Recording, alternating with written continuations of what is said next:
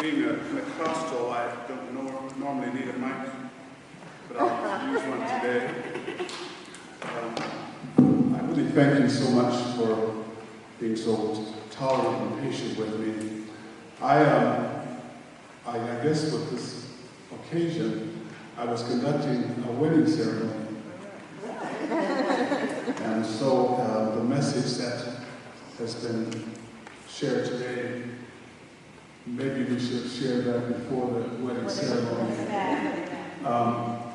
When I first had the honor of being spoken to participate in this particular program, I was shocked because I said, well, they ask an old fellow, usually you ask mostly women to participate in these kinds of programs. But I really think that this place should be filled with men more than women. I think that this is the message that men should hear. And I was told that the theme is Psalm 133. And I left my Bible in the car rushing over here, so I used the Bible in the pew. But it said here, "Behold how good and pleasant it is when brothers dwell in unity." And I always say, church, when brothers and sisters dwell in unity. It seems like we have gotten off a little bit. We keep thinking that this is a man's world when it really is a man and woman's world. It's a joint world. It says that it's like precious oil running down the beard and so forth. There's only 3 verses here. But what it really says, though, is that when people are unified and they're together, there's a feeling that it's almost indescribable, this feeling of unity, this feeling of love, and it connects us. So when I thought about that, my wife is beginning to worry about me because I woke up about 2:30 in the morning to put together a couple of paragraphs because she told me to be brief. Dr. Walton said, please be brief. Now, I am an ordained minister in the Church of God and Christ. Do you understand what I'm saying? And to tell me to be brief is cruel and unusual punishment.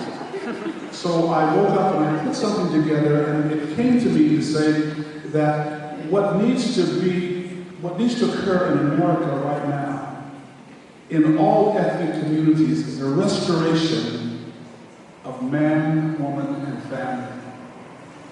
We keep working at odds with each other. We have programs for fathers, we have programs for mothers, we have programs for women who have suffered abuse, but we don't have programs for husbands.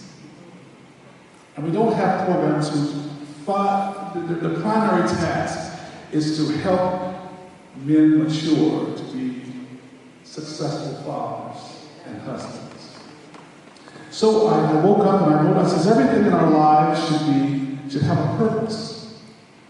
Not just educating ourselves for a job, not just moving forward in our careers, but it should have a purpose. We should never feel that we don't belong.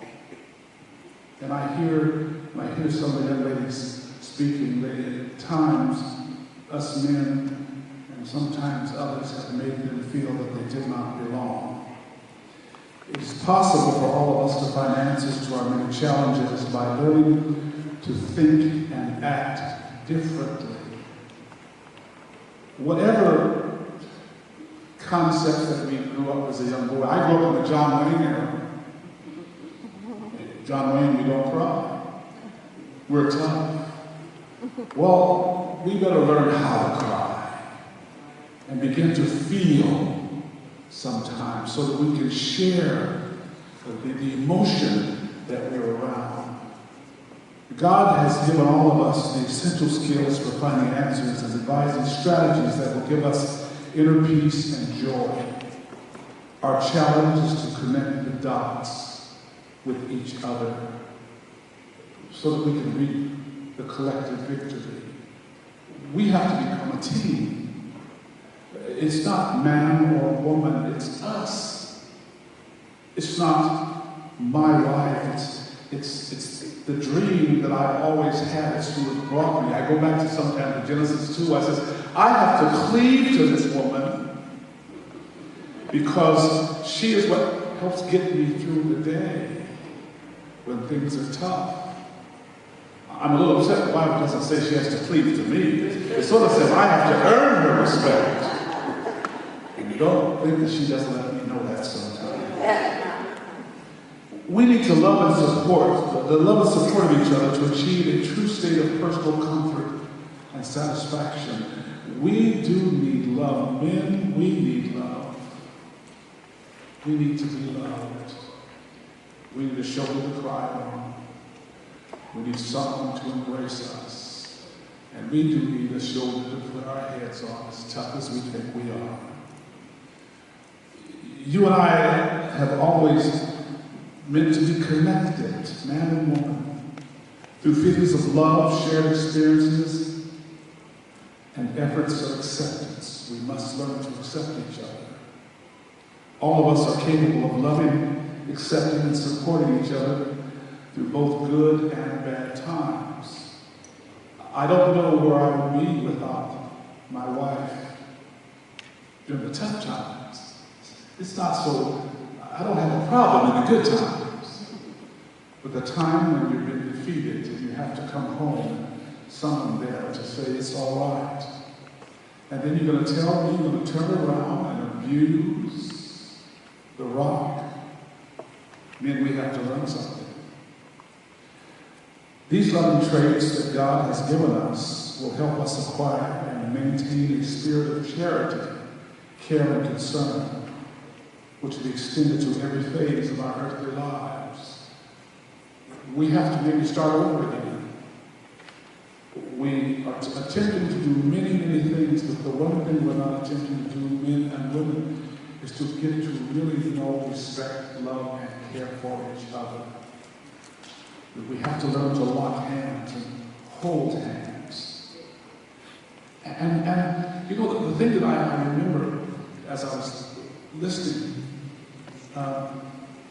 even the men who have the misfortune to be abusers, they are frightened. They are afraid. And somewhere along the line, us other men have to teach them how to handle their fear.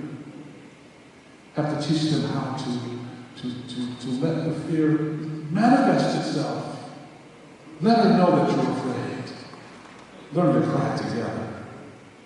I'm so pleased that you let me become involved with your organization, Angel House.